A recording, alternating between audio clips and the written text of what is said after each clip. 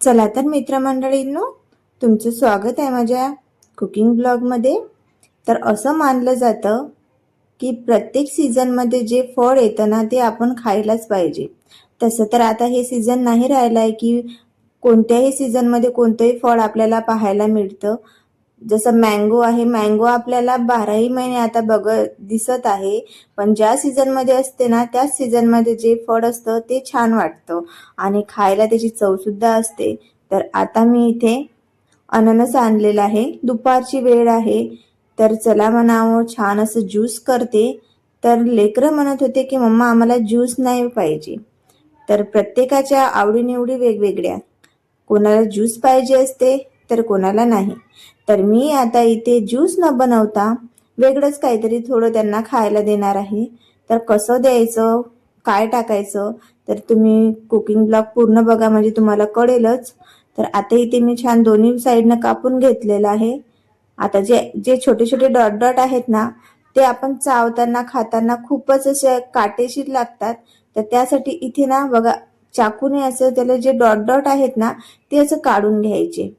खूप असे असतात, पूर्ण यालाच आहेत। तर बघा असे चाकूने काढले, अलगद काढले ना तर अलगद निघून येतात ते। आणि जेव्हा आपण हे खातो ना तेव्हा किंवा ज्यूस बनवतो त्यामध्ये सुद्धा तसं ज्यूस बनवलं ना तर त्यामध्ये तर नाहीच, येतच नाही त्यामध्ये ते, कारण की आपण गाळूनच घेतो। बट बघा मी इथे पूर्ण असे कापून घेतलेले आहे साईड साईडचे, आणि जे डॉट डॉट होते ते सुद्धा कापून घेतले। आता जे राहिलेले आहेत ते सुद्धा आपण काढून घेऊया।